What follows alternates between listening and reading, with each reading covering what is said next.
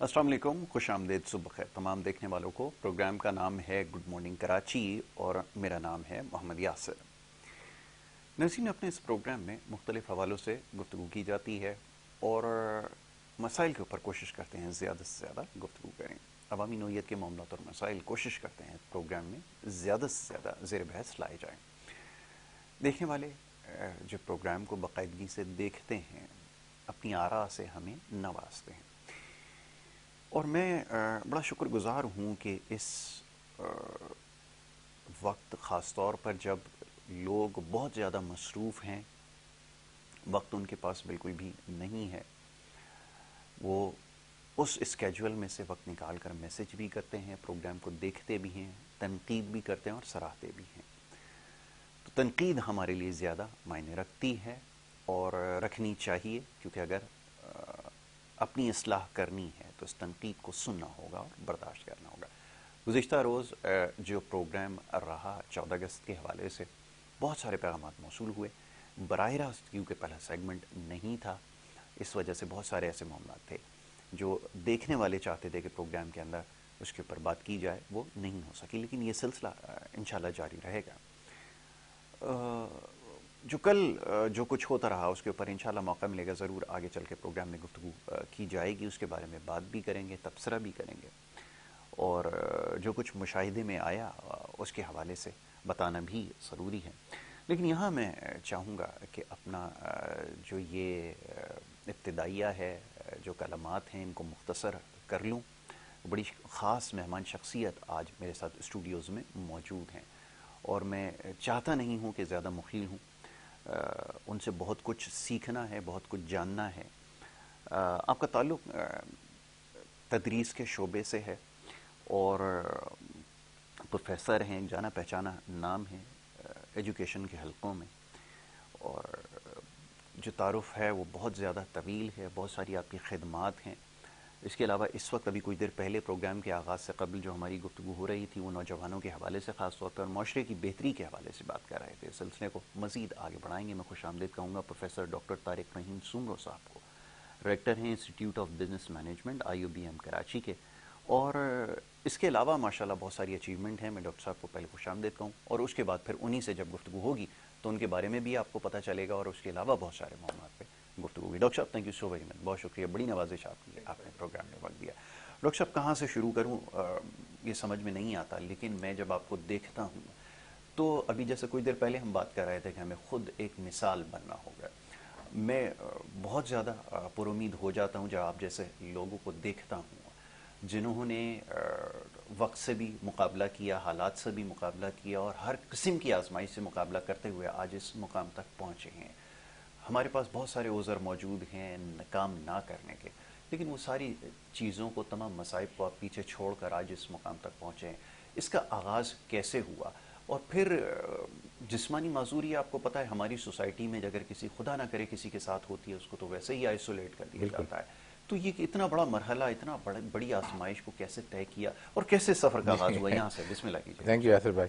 अच्छा, ये देखिए, मैं 10 माह का था, मैं बड़ा हेल्दी था, मुझे पोलियो हुआ। अच्छा, पोलियो भी ऐसे हुआ कि मेरी दोनों बाजू, दोनों टांगे, मतलब ये यहाँ ऊपर मेरा दिमाग ज़रा थोड़ा सा बच गया। अच्छा, अब उसमें ज़ाहिर बात है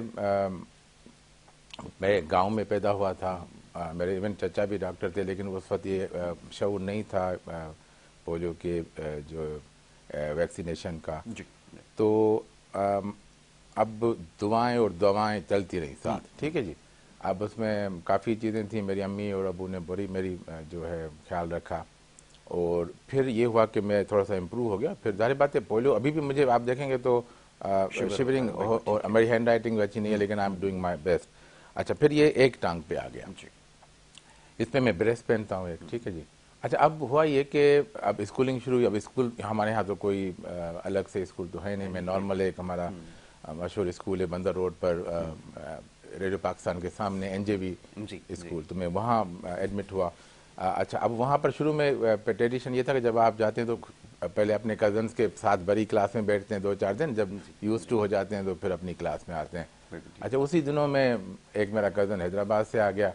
अच्छा, मैंने उस दिन एक दिन मतलब थोड़ा सा किया कि मैं आज स्कूल न जाऊं, जबकि मेरा रेगुलर स्कूल भी नहीं था, मैं कज़न के साथ ही बैठता था।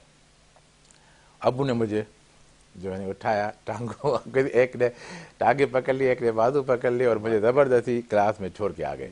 अच्छा, वो दिन, आज का दिन मैंने कोई छुट्टी नहीं की। तो अबू की वो अभी याद आती है मुझे चीज़ें। उस वक्त अबू ने मतलब यानी मेरे एक और अबू के दोस्त थे, अबू वफात पा गए अभी, उनके एक दोस्त ने मुझसे शेयर किया कि मुझे बड़ा दुख हुआ था जिस दिन मैं उसको लेके गया था और ज़बरदस्ती, लेकिन मुझे करना था इसके लिए। इस तरह फिर मैं एक नॉर्मल स्कूल में जो है चलता रहा, पढ़ता रहा, और वहाँ से मैंने मैट्रिक की। और सारी बातें प्रॉब्लम्स तो जितनी मैंने फेस की होंगी वो मुझे पता है, वो मैं डिस्कस भी शायद न करूँ, लेकिन ये कि चलें, मेरे अपनी लाइफ पूरी मतलब फुल ऑफ एडवेंचर, क्योंकि मेरे जो कजिन और भाई थे सब लोगों ने मेरा साथ दिया, फैमिली ने साथ। अगर मेरी फैमिली साथ नहीं थी शायद मैं यहाँ आज मेहमान के तौर पर नहीं बैठा होता, कहीं सड़क पे बैठा होता। तो मतलब मैंने क्रिकेट खेली, मेरा रनर मेरा कज़न होता था, मैंने हॉकी खेली, मैं हॉकी में जो है गोलकीपर, फुटबॉल में गोलकीपर, ठीक है जी। तो हमारी जब मैचेस होती थी, मतलब यानी हम गांव जाते थे तो मतलब कैप्टन के तौर पर भी मैं, और सारी टीम को करना, तो ये सारी चीज़ें जो दिल की भड़ासें थी। साइकिल की पैडल नहीं चलाता तो कज़न मुझे वो पुश करके साइकिल पर, तो इस तरह वो मैंने सारी बचपन की जो चीज़ें हैं वो इन्जॉय की अपने कज़न्स और भाइयों के साथ। और फिर यानी मुझे जज्बा था पढ़ने का। अच्छा, अब ये था कि मैंने मैट्रिक करने के बाद फिर जाहिर बात है हम सिंधी मीडियम से पढ़े, तो जब एकदम अंग्रेज़ी मीडियम में आए तो थोड़ा झटका लग गया, मार्क्स थोड़ी कम आ गए। तो अबू ने मुझे कहा कि आपकी अंग्रेज़ी की कमज़ोरी है तो आप इसको ओवरकम करें। तो यहाँ पर कराची में PACC जो है पाकिस्तान अमेरिकन कल्चर सेंटर, वो मैंने ज्वाइन किया। क्योंकि देखें, आपको जो भी कमज़ोरी है उसको पहले तो हमें रियलाइज़ करना होगा, देखें कि मेरी कमज़ोरी है, उसके बाद उसकी रेमेडी होगी। अच्छा, ये जो मेरी कमज़ोरी थी इसमें इसकी रेमेडी है कि मैं कोशिश करता हूँ कि टाइम से पहले पहुँच जाऊँ, तो मेरे वो जो टाइम है वो कहीं कोई मेरी वजह से वेट ना करे। इसी तरह मैंने देखा कि मेरी अंग्रेज़ी कमज़ोरी है, आता नॉलेज भी थी, हर चीज़ थी। तो फिर मैंने वहाँ से तकरीबन 6 लेवल्स की, जब तक इंटरमीडिएट के बाद मैंने ये शुरू किया, टाइपिंग सीखी। अब मुझे टाइपिंग भी सिखाई कि भाई हर चीज़ आप हुनर आपके पास होना चाहिए। जी, उस ज़माने में कंप्यूटर नहीं थे, और जब टाइपिंग के दौरान ही मुझे फिर एक कंप्यूटर इंस्टीट्यूट यहाँ कराची में मिला, जिससे मैंने बेसिक कुछ सीखी प्रोग्रामिंग लैंग्वेजेस। उसके बाद फिर मेरा कंप्यूटर में शौक हो, मुझे वैसे यानी मेडिकल डॉक्टर बनना था, मेरा शौक वहाँ था। लेकिन फिर मैं जब कंप्यूटर फील्ड में आ गया तो फिर मैंने कहा यार कंप्यूटर, उस वक्त यहाँ पर सिंध यूनिवर्सिटी में पहली बैचलर्स की थी, तो वहाँ मुझे एडमिशन मिल गया। तो इस तरह फिर मैंने वहाँ से मास्टर्स की और वहीं पर मैंने कुछ अर्सा टीचिंग की। वहाँ से फिर मैं सिंध मदरसा स्कूल में आ गया। उसके बाद फिर मैं नेशनल असेंबली में, अल्हम्दुलिल्लाह मैंने जो भी जॉब की मेरिट के ऊपर की हैं, और यानी किसी की कोई सिफारिश पे नहीं। ये सबसे तो ये चीज़ें मुझे जो नौजवान कहते हैं, हमारे अपने रिश्तेदार भी होते हैं कि अब मैं इस पोजीशन पे हूँ, किसी की हेल्प करूँ। मैं कहता बेटा, जब मैंने मेरिट पे लिए तो आप क्यों नहीं ले सकते? अब अगर मेरिट पे लोगे तो मिल जाएगी, ऐसा कोई भी नहीं, ऐसा कोई मसला नहीं। ठीक है, सिफारिश पे मिलती होंगी नौकरी, मैं मानता हूँ, लेकिन मेरिट पे भी मिलती हैं। और मैं आपके सामने जी मैं उसमें मतलब उनको कहता हूँ, मेरी मिसाल देख रहे हैं, मैंने कोई भी जॉब ऐसे नहीं की जिसमें मैं मेरिट पे ना आया हूँ। तो इस तरह यानी फिर मैं नेशनल असेंबली पहुँच गया, तो वहाँ पर जाहिर बात है माहौल सियासी लोगों के साथ रहा कुछ अर्सा। तो वहाँ से फिर मुझे ये था कि मैं PhD करूँ। अच्छा, फिर वहाँ पर कोशिश की कि स्कॉलरशिप के लिए, जब यहाँ कराची में था मैंने अप्लाई किया था, उस वक्त नहीं हुई थी। जब इस्लामाबाद आ गया तो ये फ़ायदा होता है कि आप पहुँच सकते हैं कि फ़ोन कर लिया किसी को, यार मेरी फ़ाइल किधर है, क्योंकि फ़ाइलों को पीछे पढ़ना पड़ता है। तो इस तरह दोस्त थे काफ़ी, मैं 2-3 दफ़ा उनके पास गया। मैंने कहा पिछले साल भी अप्लाई किया था, अब कर। उन्होंने कहा नहीं, आपका पिछले साल की एप्लीकेशन वैलिड है, आपको हम देखते हैं क्या है। तो फिर मुझे स्कॉलरशिप चाइना की तरफ से ऑफर हो गई। उसमें पूरे पाकिस्तान में मैं नंबर 7 पे आया। तो उसके बाद क्योंकि फर्स्ट 6 को जापान भेजते थे और 7 के बाद उन्होंने चाइना का रखा था। तो मैंने कहा मुझे जापान, उन्होंने कहा ठीक है, हम आपको रोक सकते हैं, लेकिन अगर वो 6 ने एक्सेप्ट कर ली तो फिर आप कहीं के भी नहीं रहोगे। तो मैंने कहा ठीक है भाई, चाइना भी ठीक है, मैं चला जाता हूँ। तो फिर मैं चाइना चला गया। वहाँ पर भी सारी बातें एक डिफ़िकल्ट टास्क था, क्योंकि वहाँ साइकिल चलती थी वहाँ। अच्छा, वो इतने डिस्टेंसेस से मुझे पैदल चलना पड़ता था। फिर हमारे एक मरहूम दोस्त अभी वफात पा गए, वो भी मेरे साथ पीएचडी कर रहे थे, तो कभी कभी उनके साइकिल पर पीछे बैठकर जो है सफ़र करते थे। तो इस तरह फिर मैंने पीएचडी की। मैंने नेशनल असेंबली प्रोग्रामिंग अच्छी खासी की। अभी भी जो आपके जो एमएनएज हैं जिनकी सैलरी जाती है वो मेरा लिखा हुआ कोड है। तो खैर वहाँ से फिर वापस आया। फिर मैं उस वक्त मुशर्रफ साहब ने टेक ओवर किया, तो फिर मैंने छुट्टी ले ली नेशनल असेंबली से। और फिर मैंने कहा मुझे एजुकेशन में आना चाहिए। तो फिर मैंने कराची में कैसबिट एक इदारा है, वहाँ से शुरुआत की अपनी कैरियर की एकेडमिया में। और उसके बाद फिर मैंने नेशनल असेंबली रिज़ाइन किया। उससे फिर मैं माजू, फिर मैं यूएई चला गया। यूएई भी मैंने तकरीबन 10.5 साल गुजारे। फिर मैं पाकिस्तान वापस आया, क्योंकि वहाँ पर मैं असिस्टेंट प्रोफेसर के तौर पर था। मेरी पेपर पब्लिकेशन प्रोफेसर लेवल के थे, मैं एसोसिएट प्रोफेसर था यहाँ पर। तो फिर मैंने कहा यहाँ वहाँ मेरी तरक्की नहीं होगी। तो फिर मैंने कैरियर की वजह से पाकिस्तान आया। यहाँ मैंने फुल प्रोफेसरशिप की, ग्रेड 21 में डीनशिप मैंने एक गवर्नमेंट यूनिवर्सिटी में ज्वाइन किया। लेकिन फिर वापस आया तो आपको पता है पाकिस्तानी जो अब मैं दुबई से आया हूँ, पाकिस्तानी सरकारी नौकरी की पैसे इतने होते नहीं हैं। और हम ऐसे लोग थे कि मुझे याद है कि मुझे गाड़ी भी मिली सरकारी, और 200 लीटर, तो मेरा जो लीटर थे वो 98 या 96 खर्च होते थे। तो ये कहा गया कि भाई आप पूरे 200 यूज़ कर लें अपनी गाड़ी में। मैंने कहा भाई मैं तो ये काम करने वाला नहीं हूँ। फिर मैंने रियलाइज़ किया नहीं, मुझे फिर 2-3 साल के लिए वापस जाकर यूएई में फिर सर्व करना चाहिए। तो फिर मैं वो दोबारा वापस यूएई में चला गया। कुछ जो लाइबिलिटीज़ थी घर की वो सारी ख़त्म करके उसके बाद अबू ने मुझे कहा आप वापस आ जाएँ। तो फिर वो अच्छा हुआ, क्योंकि कोविड के दौरान अबू की वफात हुई। तो अगर उसमें आपको पता है कि कोई एयरलाइन नहीं चलती थी, तो मैंने कहा शुक्र है मैं आ गया हूँ। अब मैं तकरीबन 6 साल मुझे होने वाले हैं पाकिस्तान में। तो यहाँ पर मैंने institute of business management join किया as a professor, later on as HOD, then dean, and अल्हम्दुलिल्लाह अब डायरेक्टर की पोजीशन है। मैं एकेडमिक हेड हूँ, 4 कॉलेजेस हैं, 4 डीन मेरे अंडर में, अल्हम्दुलिल्लाह। चले, ये सिलसिला अच्छा हुआ कि यहाँ तक पहुँचा, और इंशाल्लाह मज़ीद आगे जाएगा। इंशाल्लाह इसको तक़वियत ज़रूर मिलेगी। तहकीक के शोबे से वाबस्तगी पाकिस्तान जैसे मुल्क में, अब जहाँ के निज़ाम तालीम के हवाले से हम सुबह से लेकर शाम तक क्रिटिसाइज़ करते हैं, बुनियादी तालीम से बहुत सारी ऐसी चीज़ें मिसिंग हैं जिसके बारे में बड़ी संजीदगी से अब सोचना पड़ेगा। क्योंकि जो कुछ हमें नज़र आ रहा है अपने सिस्टम के अंदर, जो फ्लॉज नज़र आ रहे हैं, जो खामियाँ नज़र आ रही हैं, उसकी वजह यह है कि बुनियादी तालीम वो चीज़ें शामिल नहीं हैं। जहाँ से अखलाकियात भी उड़ जाएँ तो वहाँ फिर मामला बड़ा मुश्किल हो जाता है। तो अक्सर मैं आगे हायर एजुकेशन पे आने से पहले चाहूँगा ज़रा कि ये जो फाउंडेशन हमारी है इसको कैसे ठीक किया जाए, इस नुक्ते पे चाहूँगा ज़रा सा। जी बिल्कुल, बहुत आपने बड़ा इम्पोर्टेंट सवाल किया। देखें हायर एजुकेशन में भी तो यही बच्चे आते हैं, इनपुट तो यही है हमारा।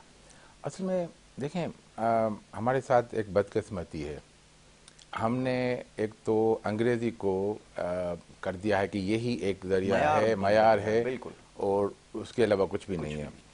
अच्छा, जो हमारे हम दूसरी बात है कि हम एडॉप्ट बहुत करते हैं चीज़ें बाहर की। अगर अच्छी वाली चीज़ें एडॉप्ट करें, तो लोगों ने हमारी अच्छी चीज़ें एडॉप्ट की। में बाहर के मुल्क में हम जाते हैं तो हर चीज़ पे लिखा होता है कि इसमें क्या कंटेंट है। यहाँ तो कंटेंट का पता ही नहीं होता है कि हम हलाल खा रहे हैं या हराम खा रहे हैं।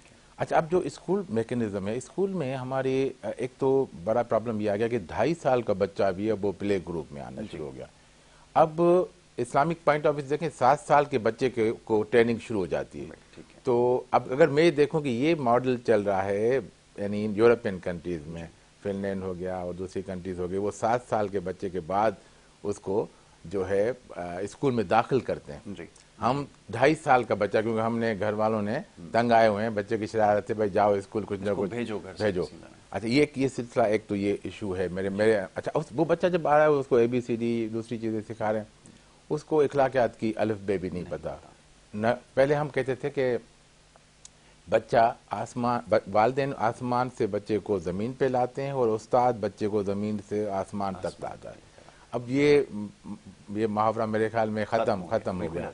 अब जो वालिदैन हैं वो भी चाहते हैं कि जी हमारी जान छूटे और हमारी बच्चा जो है वो स्कूल जाए और टाइम कुछ घंटे हमें मिल जाए अपने लिए। तो वो जो ये पीरियड है, इसमें अगर देखा जाए तो हमें 2 पॉसिबिलिटीज़ हैं। एक तो वही मॉडल जो हम फिनलैंड का देखते हैं कि बच्चों को सफाई सिखानी है, बच्चों को शेयरिंग सिखानी है। अच्छा, अब आप अगर हर घर में देखें, हमारे घर में बच्चे हैं, मुझे औलाद नहीं है, मेरे भाई के बच्चे हैं। अब वो अगर मैं कोई चीज़ कहते जी भाई के लिए भी लो, बहन के लिए भी लो, क्योंकि वो शेयरिंग वाला कॉन्सेप्ट ख़त्म हो गया। कि जब हमारा ज़माने में अबू लाते थे या मुझे देते तो मैं भाई बहन को शेयर करता था, या वो भाई को देते थे, मुझे वो शेयर करते थे, तो वो शेयरिंग खत्म हो गया कॉन्सेप्ट। तो गिविंग, शेयरिंग, ये तालीम है ही नहीं। सफाई क्या है, ये तालीम है नहीं। इखलाकात क्या है, बड़ों से कैसे मिलना है, छोटों से कैसे बात करनी है। अच्छा, हम बच्चे देखें, बच्चा वालिदैन से या माहौल से सीखता है। बच्चा अगर आज हम घर में किताब पढ़ना शुरू कर दें, वाह क्या अच्छी मिसाल। ठीक है, अब किताब पढ़ना शुरू कर देंगे तो बच्चा भी किताब पढ़ेगा, मोबाइल पे हाथ नहीं लगाएगा। तो हम खुद बच्चे को मोबाइल पे, क्योंकि हम सारा दिन टक टक टक टक देख रहे हैं मोबाइल को, तो बच्चा भी वही देखेगा। बच्चा कॉपी करता है वालिदैन को। तो जो चीज़ हमने अपनी खुद ही, हमें एक कॉन्फ्रेंस थी यूएई में, उसमें एक इस्लामिक कॉन्फ्रेंस थी, तो किसी ने कहा कि बच्चे की तरबियत किस एज में शुरू करनी चाहिए। तो एक आलिम ने कहा कि आपकी शादी से 20 साल पहले। कहते ये कहते बच्चा ही नहीं हुई, शादी नहीं हुई। उसने कहा पहले अपनी तरबियत करो, फिर शादी करो, फिर बच्चे पैदा होंगे, फिर तो हमारे यहाँ देखिए, हम उंगली उठाते हैं, मैंने कहा उंगली उठा, अब 3 उंगलियां मेरी तरफ आ रही हैं। अब मैं खुद क्या कर रहा हूँ, मैंने खुद क्या एफर्ट्स लिए हैं, और मैं बाकियों को कुछ कह रहा हूँ, तो ये बड़ा इंपॉर्टेंट इशू है हमारे लिए। तो बच्चों को जो है वो इखलाकियात के ऊपर, तरबियत के ऊपर, देखें तालीम आ जाएगी, तालीम बच्चा बड़ी उम्र में भी सीख लेगा, लेकिन तरबियत जो है वो मिसिंग है। हम ना घर में तरबियत हो रही है, सॉरी टू से, और ना स्कूल में हो रही है। स्कूल वाले अपना निज़ाम बनाकर उन्होंने कभी येलो डे, कभी रेड डे, कभी पिंक डे करके उन्होंने पैसे बटोरने, और उससे क्या, मुझे नहीं लगता कि माशरे में क्या फ़ायदा होगा, कंट्रीब्यूशन क्या है माशरे में, आई हैव नो आइडिया। लेकिन एक स्कूल मैकेनिज्म है, इसी तरह चल रहा है। अच्छा, फिर हमारा जो बड़ा प्रॉब्लम है वो रट्टेबाजी का, क्रेमिंग का। इसी तरफ आने जी लगा जी जी जी, मैं कहा आपको सवाल ऐसा था, मैं तरतीब से जा रहा था। मैं इसी तरफ। अच्छा, अब जो हमारा निज़ाम है रट्टे लगाने का, हमने खुद जो है पहाड़े याद किए थे, वो टेबल्स कहते हैं, हमारे ज़माने में पहाड़े हुआ करते। तो अच्छा, अब वो रट्टेबाजी वाला निज़ाम जो है वो हमें कहीं ना कहीं ख़त्म करना पड़ेगा। अब ये मेरे या आपके कहने से ख़त्म नहीं हुआ, इवन दो कि मैं सिस्टम में मौजूद हूँ, लेकिन इसको यानी अगर यूनिवर्सिटी लेवल पर हम कुछ करते हैं इसको, यानी लेकिन वो भी इतना इफ़ेक्टिव नहीं होगा, क्योंकि बच्चा जो ट्रेन होकर आया है वो उसी निज़ाम से आया है। तो इस निज़ाम के ऊपर हमें सीरियसली बैठना पड़ेगा, और इसके ऊपर हमें इससे निकलना पड़ेगा। अच्छा, अब बच्चों को जैसे ओ लेवल और ए लेवल में क्यों डालते हैं वालिदैन, क्योंकि वहाँ पर रट्टे वाला निज़ाम नहीं है, वहाँ आपने समझ। अच्छा, हमारे उस्ताद ही ऐसे हैं, आई एम सॉरी। अच्छा, यहाँ पर मैं यासर भाई बात करने, मैं खुद उस्ताद हूँ, लेकिन जिसको नौकरी नहीं मिलती वो उस्ताद बन जाता है। मैं उसी तरफ आ रहा हूँ। अब आप इससे अंदाज़ा लगाइए कि हमारे वो बड़े मशहूर एक साहब थे जिनके पास एक ज़िम्मेदारी होती थी, एजुकेशन थी। मैंने उसको कहा कि देखें, हम जो सिंधी नहीं जानते, उनके कोर्स में तो थी, लेकिन पढ़ाने वाला वो था जिसको खुद नहीं है इसके बारे में पता था, तो उसका नतीजा ये कि हम नहीं सीख सके। तो अब इसको किसको ब्लेम करें, किसको वो करें? तो जो चाहते भी थे सीखना, बल्कि सभी बच्चे चाहते हैं कि लैंग्वेजेस मुख्तलिफ सीखें, लेकिन वो सिखाने वाला नहीं था, नहीं सीख सर। देखें, ये सारे स्टेक होल्डर, मेरे आई एम सॉरी टू से आवे का हवा बिखरा हुआ है। हम किसको कसूरवार करें? देखें, गवर्नमेंट ने पॉलिसी बनानी है, एडमिनिस्ट्रेशन ने उसको इम्प्लीमेंट करना है, पेरेंट ने उसको सपोर्ट करना है, बच्चों ने उसको इम्प्लीमेंट करना है। अब लेकिन सारा निज़ाम ही पूरा इस तरह हुआ है। अच्छा, हमें कोई सोच भी नहीं, विजन, हम विजनरी लीडर्स भी हमारे पास, आई एम सॉरी, नहीं है कि अगर मैं कहता हूँ एक लीडर आ जाए, कुछ भी ना करे, कोई तकरीर न करे, वो इस किस्म के जो है चीज़ें फैसले करे, जो कि देखें इस कौम को बिगड़ते हुए भी काफ़ी साल लगे हैं, तो संवरने के लिए भी काफ़ी साल चाहिए, एजेस चाहिए। वो एजेस को कहीं ना कहीं तो स्टार्ट देना पड़ेगा। Start I am not sure कि वो स्टार्ट कौन लेगा और वो 0 पॉइंट कब आएगा कि हम अपनी सही डायरेक्शन पे जाएं। बिल्कुल ठीक है।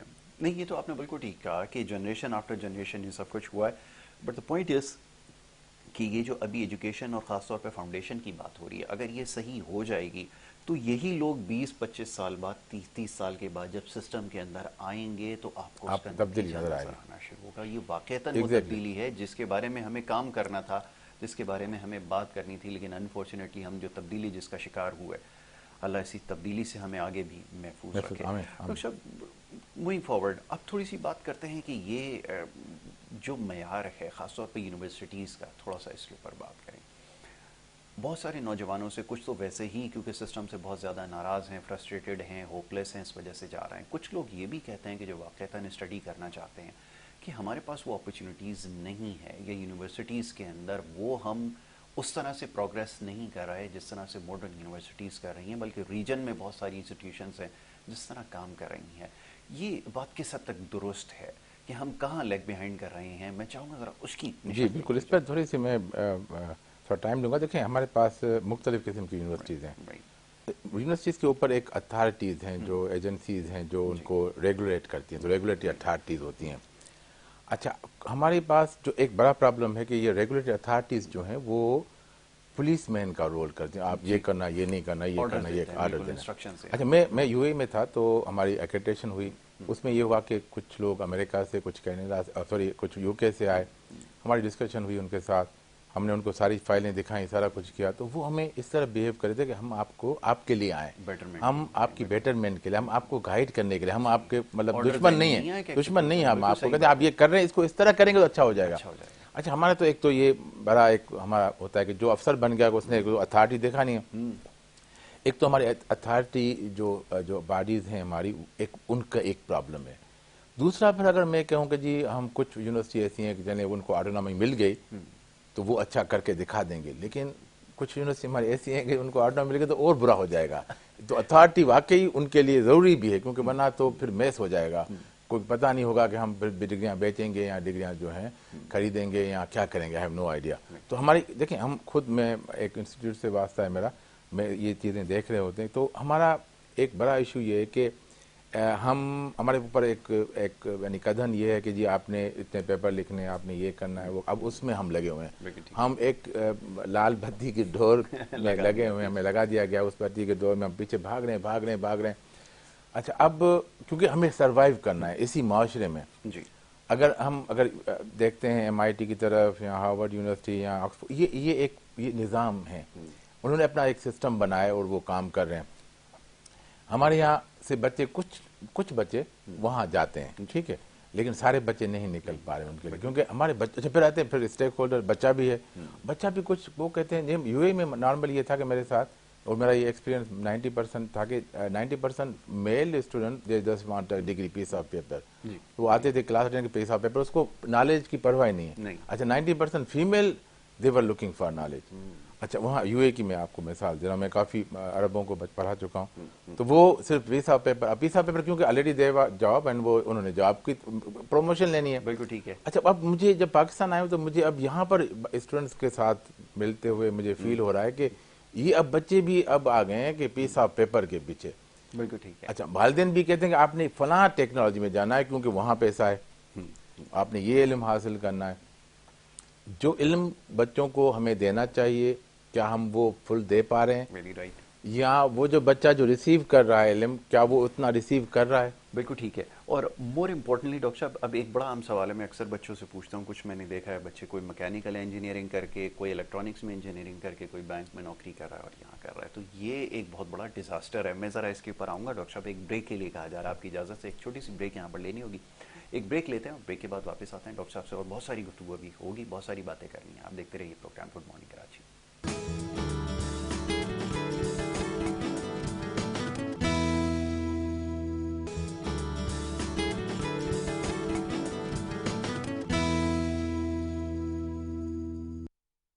प्रोग्राम में एक दफ़ा फिर आपको खुशामदीद कहेंगे। ब्रेक पे जाने से पहले जनाब प्रोफेसर डॉक्टर तारिक रहीम सुमरो साहब तशरीफ़ फरमाए, उनसे हम गुफ्तगू कर रहे थे एजुकेशन के हवाले से।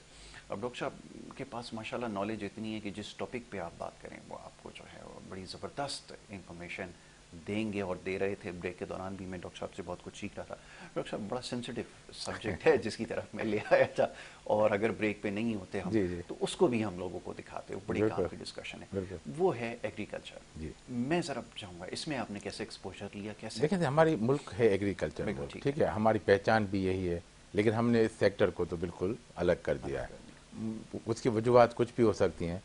अब थोड़ा सा मैं अगर एक हारी का, एक ज़मींदार जो छोटा सा ज़मींदार है, छोटा हारी, उसकी थोड़ी प्रॉब्लम बताऊं, फिर उसके बाद हम आते हैं। एक तो सप्लाई चेन के इशूज़ है।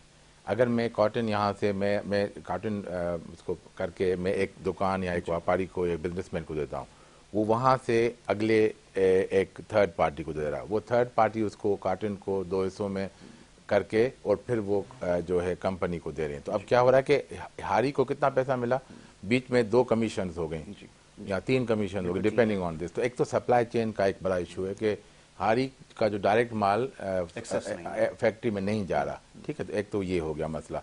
दूसरा, हमारे पास जो फर्टिलाइजर है जिसके बगैर हमारी ज़मीन ने काम नहीं करना, उसकी जो लास्ट ईयर की यानी डॉलर की जो फ्लक्चुएशन की वजह से, यानी जो 2000 की चीज़ 6000 में चली गई। अच्छा, अब जब कॉस्ट बढ़ गई तो आपके पास ऑटोमेटिकली जो है लाइबिलिटीज बढ़ गई, उससे भी बड़ा नुकसान हुआ हमें। अच्छा, तीसरा मसला ये है कि हमारा जो हमें डिमांड क्या है और सप्लाई क्या है किसी को कुछ नहीं पता। आई एम सॉरी, कख नहीं पता, पंजाबी में कख नहीं पता, ठीक है। अच्छा, अब हमें सपोज इस वक्त पाम ऑयल हम ले रहे हैं मलेशिया से ज़्यादातर। अच्छा, अब अगर हमारे पास जो कंपनीज हैं यहाँ पर वो ही ऐसा करें कि जी 2-2, 4-4 हज़ार एकड़ लेकर आप उनको जो है ऑयल जो है के लिए जो है सनफ्लावर आप बोएं, तो हमारे पास सनफ्लावर आम नॉर्मल होता है, मैंने भी किया है तजुर्बा उसका। तो हमारे जो ज़रूरतें हैं वो यहीं से पूरी हो जाएंगी। ठीक है, हम एक इंपोर्ट करने की ज़रूरत नहीं पड़े, हमें डॉलर बाहर नहीं देने पड़ेंगे। अच्छा, एक और पहलू मैं देखता हूँ जो कि मैनेजमेंट के पॉइंट ऑफ व्यू से, कि देखें अगर हमारे जो बड़े लोग हैं, जो अमीर तरीन लोग हैं, अगर उनको हम कहें कि भाई आप लोग फला इंडस्ट्रीज लगाएं, 20 ईयर्स के लिए हम आपको कोई टैक्स नहीं, नो क्वेश्चन आंसर, कितना कमा रहे हैं क्या, कोई टैक्स फ्री जोन में एक बना लें, उससे क्या होगा कि हमारी इंपोर्ट के ऊपर बड़ा जो प्रॉब्लम है और हमारी प्राइसेस कंट्रोल हो जाएंगी, क्योंकि वो हमारी यहाँ पर लोकल चीज़ें बनेंगी। हमें हमारी फिर माशरती कमज़ोरी है कि हम वही चीज़ अगर 2 रुपये में मिल रही है लोकल और वो 12 रुपये में फॉरेनर को, हम कह यार ये क्वालिटी होगी, इसकी क्वालिटी नहीं होगी। हमारा जहन भी इसी तरह काम कर रहा होता है, तो हम कहते हैं यार ये सस्ती चीज़ है तो ये तो अच्छी नहीं होगी, ये महंगी चीज़ है ये तो अच्छी होगी। तालीमी निज़ाम में भी इस तरह के जो जिसकी फीस ज़्यादा है, क्योंकि भाई जो हम मेहनत कर रहे हैं फीस कम ले रहे हैं, सबको लेके चले, उनको अहमियत नहीं देते, कहते फीस ज़्यादा है। तो इसी तरह ये प्रॉब्लम हमारे पास बहुत है, इस प्रॉब्लम को भी हमें जाहिर बात है ख़त्म करना है। देखें, एग्रीकल्चर के बगैर हमारा सर्वाइवल है नहीं, इकोनॉमिकली हम वाहिद मुल्क हैं पाकिस्तान के जो इकोनॉमिकल क्राइसिस में, और हम रिकवर कर सकते हैं, ठीक है। अब अगर श्रीलंका के पास जाएं या दूसरी कंट्रीज के जो इशूज़ हुए, उनके पास अगर हमारी तरह का जो एग्रीकल्चर का होता तो वो इस वक्त सर्वाइव कर चुके होते और कहीं के कहीं पहुंच चुके होते। 60s का ज़माना, सब लोग पाकिस्तान आ रहे हैं, सीख रहे हैं। एमिरेट्स एयरलाइन ने पीआई से सीखा, पीआई आज डूब रही है, ठीक है। पूरी यूएई हमारे सिविल इंजीनियर्स ने बनाई है, ठीक है जी, पाकिस्तानियों ने बनाई है। वो इंजीनियर के हमारे रास्तों की देख लें हालात क्या हैं, यानी हम चल तो रहे हैं गाड़ियों में, लेकिन रास्तों की क्या हालात है। तो हमारा असल में वही बस निज़ाम का एक मसला है, और अगर एग्रीकल्चर को हम तवज्जो दें और इसको एक इंडस्ट्री, रियल इंडस्ट्री जो अर्निंग इंडस्ट्री करार दें, और वहाँ पर हमें थोड़ा सा एक डेटा भी दें हम अपने किसानों को कि जी क्या हमें ज़रूरत है। हम सॉरी, लेकिन गंदम हमने निकाली, हमारे पास इतने टन गंदम थी, हमने कहा कि ज़रूरत नहीं है, हम बेच देते हैं, हमने बेच दी, फिर कहा कि कम होगी खरीद लेते हैं। तो फायदा किसको हुआ? जिसने बेचने पर कमीशन लिए और जिसने खरीदने पर कमीशन लिए। हमारे अपनी ज़रूरत है, पहले आपको इतना नहीं पता, आप प्राइम मिनिस्टर हो या आप जो है सेक्रेटरी हो अपने फील्ड के, हाँ जी जी, मुझे याद है 4 साल हुआ। अच्छा, पहले साल तो चले मैं मानता कि नए बंदे हैं, नहीं पता, तो दूसरे साल तो टिप्स पे होना चाहिए पता कि भाई ये तो पिछली बार आपने गलती की। निज़ाम ऐसा बना हुआ है कि हम कुछ भी, अब ये हम खुद कफील हैं हर चीज़ में, लेकिन वो सारी चीज़ें हम पहले बेचते हैं फिर खरीदते हैं। डॉक्टर साहब, वे टू बिगिन, अब आप ये बताइए कि मैं बड़ा ऐसा क्वेश्चन करने लगा हूँ कि लोग थोड़ा सा इसमें पता नहीं कि वो कहेंगे। देखिए, मुझे ये लगता है कि हमारी जो मैनेजमेंट है आपकी, क्योंकि इंस्टीट्यूशन एक बड़ी प्रेस्टिजियस इंस्टीट्यूशन है जो मैनेजमेंट के हवाले से काम कर रही है, हमें जो सबसे ज़्यादा चीज़ जिसकी कमी नज़र आती है वो मैनेजमेंट की नज़र आती है हर तरफ। अब चाहे इकोनॉमिक मैनेजर्स हों या कोई भी हो, एडमिनिस्ट्रेटिव इशूज़ हों, हर जगह फ्लॉज ही फ्लॉज हैं। इसको कैसे ठीक करें? क्या स्पेशलिस्ट लेकर आएँ जो टेक्नोक्रेट्स हों, जो स्पेशल इसके मैनेजर्स हैं, जो इसको जानते हैं समझते हैं, उनको हैंड ओवर करें, या फिर ये लोग चाहें अगर इनके पास विल हो और इनको थोड़ा सा अगर ठीक किया जाए तो ये डिलीवर कर जाएंगे? What do you think? आप क्या मैं इस पे यार भाई थोड़ा सा आपकी बात से इख्तिलाफ करूंगा जी। अच्छा जी। मेरा ये ख्याल है कि हमारे मैनेजर जब बाहर जाते हैं तो परफॉर्म करते हैं, ठीक है, हाँ, ये तो भी उनको नॉलेज का मसला नहीं है। देखिए, मैं 14 ईयर बाहर काम करके आया, मुझे तजुर्बा है, हमने, ठीक है। इशू है नीयत का, इन्नमल आमालु बिन्नियात। एब्सोल्युटली, हमारी नीयतें खराब हैं। हमारी नीयतें इस तरह हैं कि हम इसलिए मैनेजर बनते हैं कि यहाँ से मुझे क्या फ़ायदा होगा मुल्क का। देखें हमारी बड़ी पार्टी के जो रहनुमा हैं उनकी जो बिजनेस तो काम कर रहे हैं, नहीं बिजनेस तो ग्रो कर रहे हैं, कर रहे हैं, तो पाकिस्तान क्यों नहीं ग्रो, पाकिस्तान का बजट क्यों डेफिसिट में जा रहा है? ठीक है, समथिंग इज प्रॉब्लम। अच्छा दूसरा, हम अमानतदार नहीं है, हम अमानतदार नहीं है। मैनेजर तो अच्छे हैं, हम नीयत खराब है हमारी और अमानतदार। देखिए अमानत, मैं एक मिसाल, मैं दुबई में था, मैं एक इस वक्त भी मैं वाइस चेयर हूँ ITP लीग का, एक हमारी अमेरिकन एक प्रोफेशनल ऑर्गेनाइजेशन है कंप्यूटर साइंस और इलेक्ट्रिकल इंजीनियर्स की। मैं एक छोटे बच्चों के साथ, मैंने उसका ब्रांच काउंसलर था, हमने कुछ चंदा जमा किया और हमने कुछ क्विज प्रोग्राम बनाया। अच्छा जब क्विज प्रोग्राम किया तो उसमें हमने एक अप्रूवल दे दिया अमाउंट का, ठीक है जी। अच्छा अब हुआ ये कि जब इवेंट हुआ तो उसमें मैंने देखा कि उसमें अच्छी सी रैपिंग करके, दुबई में आपको पता है हर चीज़ प्रेजेंटेबल करनी होती है, बच्चों ने उसमें कर दी। तो मैंने कुछ नहीं कहा, जब इवेंट हो गया मैंने बच्चों को बुला लिया, मैंने कहा जी बच्चा बाटी बता ये खर्चा है, ये जो आपने रैपिंग की इस पर कितना खर्चा है? 10 धर्म। मैंने कहा पहले तो ये 10 धर्म वापस लो मेरी तरफ से। मैंने कहा क्योंकि मैं भी आपका मेंबर हूँ और आप सब लोग हैं तो डिसीजन आपने लेना है। मैंने कहा ये एक अमानत थी आपके पास 100-200 धर्म, आपने ये डिसीजन नहीं लिया था मीटिंग में कि ये रेफर भी करेंगे 10 धर्म, अब मैं दे रहा हूँ। आइंदा बेटा आप लोगों ने बड़ा होकर अपने मुल्क संभालना है, तो मुल्क का एक पैसा भी आपके ऊपर अमानत है। तो मैंने उनको ये सबक दिया कि 10 धर्म मैं दे रहा हूँ। उस पर तो इतने नहीं थे 10 धर्म, आजकल तो बहुत महंगे हो गए 10 धर्म, लेकिन मैंने कहा 10 धर्म मेरी तरफ से, इसको क्लोज करो, ये बजट आपकी ये अप्रूव नहीं थी तो आप इस पर कैसे खर्चा कर सकते हो? हम अमानतदार भी नहीं है, हम अच्छे मैनेजर हैं सर, हमें सारे फार्मूलाज पता है, हमें सारे जो है ट्रिक्स पता है, मैकेनिज्म पता है, लेकिन हम तो अपने लिए काम, हमने मुल्क के लिए थोड़ी काम करने आए। क्योंकि मैं पैसे देकर पोजीशन पर आया हूँ, तो मुझे तो अपने पैसे निकालने नहीं और आगे के भी रखने, अगली पोजीशन के भी तो रखने। ऐसा ही है, मेरिट पे तो कौन आता है? बिल्कुल ठीक है, मेरिट में हम बैठे हुए, हम प्राइवेट सेक्टर में बैठे हुए, ठीक है, तो गवर्नमेंट सेक्टर में आई एम सॉरी लेकिन प्रॉब्लम तो है। एब्सोल्युटली। डॉक्टर साहब वक्त का में बहुत सारी बातें आपसे करने का दिल करता है, आपसे सीखते जाएं। ये लिखने का शौक, जो आर्टिकल वगैरह तो लिख रहे हैं सभी आजकल, वो फिर वहाँ से शायरी की तरफ आ गए, क्या चीज़ है फोर्स करती है इस तरफ लाने के लिए? अभी जैसे हम बात कर रहे थे ख्यालात काफ़ी एक जैसे, लेकिन ये आपने इसका तरीका अपनाया। देखें इसमें दो पहलू हैं। एक तो देखें जब आप पढ़ते हैं, पढ़ना ज़रूरी है लिखने के लिए, ठीक है, पढ़ना अभी आजकल तो खैर टाइम मुझे नहीं मिला, लेकिन मैंने काफ़ी किताबें पढ़ी हैं। अच्छा जब पढ़ते हैं तो फिर आपको नॉलेज बढ़ती है, बगैर पढ़े नॉलेज नहीं बढ़ेगी। अच्छा उसके बाद फिर देखिए ऐसा हसास बंदे जो होता है ना, वो जब देखता है माहौल को, उसको फिर फीलिंग होती है कुछ ना कुछ। अब कुछ लोग पेंटिंग करते हैं, कुछ शायरी करते हैं, कुछ आर्टिकल लिखते हैं, तो हर एक का अपना वे है उसको। आप अपने इंट्रो में वो चीज़ें बता रहे हैं जो आपको बादर कर रही हैं, आप अपने गेस्ट से वही सवाल करते हैं जो आपको बादर करें, क्योंकि ये चीज़ें बादर हमें कर रही हैं माशरे में। तो मेरा भी जो ध्यान था पहले इसी तरफ गया कि यार ये क्यों हो रहा है, कैसे हो रहा है, तो फिर मैंने शायरी शुरू की।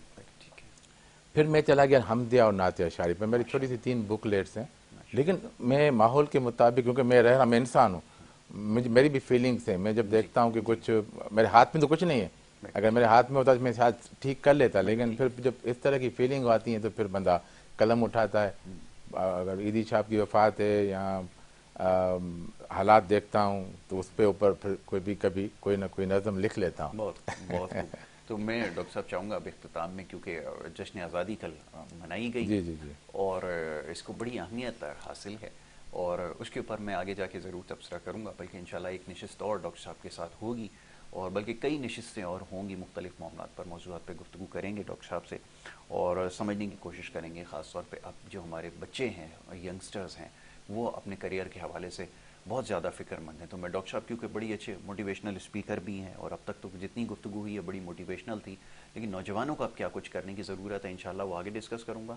ये ज़रा ये फिर आपकी बात पर पॉजिटिव ले रहा हूँ, क्योंकि मेरे कुछ शायरी जाहिर बात दुख वाली होती है, मैं वो नहीं सुना रहा, तो ये ज़रा पॉजिटिव के हर सूँ करूँ ऐलान, हर सूँ करूँ ऐलान, पाकिस्तान जिंदाबाद, ये मेरा है ईमान, पाकिस्तान जिंदाबाद, ईमान इत्तेहाद यकीन मेरा नारा है, ये मैं करूं बयान, पाकिस्तान जिंदाबाद, परचम करूं बुलंद हर डगर हर गली, सरसब्ज हर जमान, पाकिस्तान जिंदाबाद, खुशहाल हर किसान, मजदूर बने अमीर। तो ये मैंने जब शेयर किया फेसबुक पर तो लोगों ने कहा इतनी ज़्यादा विषय क्यों कर रहे हो भाई।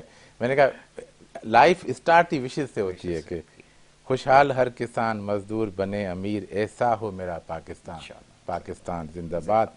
इकबाल के ख्वाबों को मिले यहाँ जिला, रोशन हर निशान, पाकिस्तान जिंदाबाद। कायद के उसूलों पे रहें सारे मुस्तकिम, कायद के उसूलों पे रहें सारे मुस्तकिम।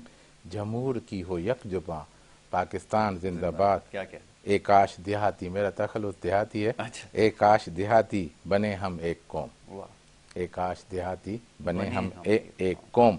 हर कूचा हो मेरा मकान, पाकिस्तान जिंदाबाद। क्या कहने डॉक्टर साहब, क्या कहने, माशाल्लाह, बहुत ज़बरदस्त।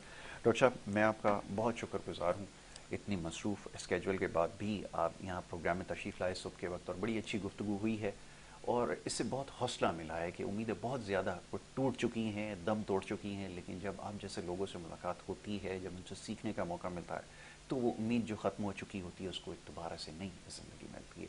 और यही दुआ हमारी है। हम हमेशा कहते हैं कि हमें इस खोल से अब बाहर निकलना होगा कि हम दुनिया के अजीम तरीन लोग हैं, अजीम, अभी हमने बहुत मराहिल तय करने हैं उसको हासिल करने के लिए और बनने के लिए, नामुमकिनात में से नहीं है, लेकिन पहले इसको समझना होगा। मैं thank you so very much doctor साहब, आपका बहुत शुक्रगुजार हूँ, आपने हमें वक्त दिया। प्रोफेसर डॉक्टर तारिक रहीम जुमरो साहब हमारे साथ यहाँ मौजूद थे, और बड़ी अच्छी गुफ्तगू आपने की है, बहुत कुछ समझने का मौका मिला है, और ऐसी शख्सियात को इंशाल्लाह लाते रहेंगे आपके लिए प्रोग्राम्स में, और उनसे गुफ्तगू होती रहेगी। अब जनाब वक्त हो रहा है एक वक्फे का, और वक्फे के बाद जो दूसरा सेगमेंट आपकी सेहत के हवाले से उसको जारी रखेंगे। आप देखते रहिए गुड मॉर्निंग कराची।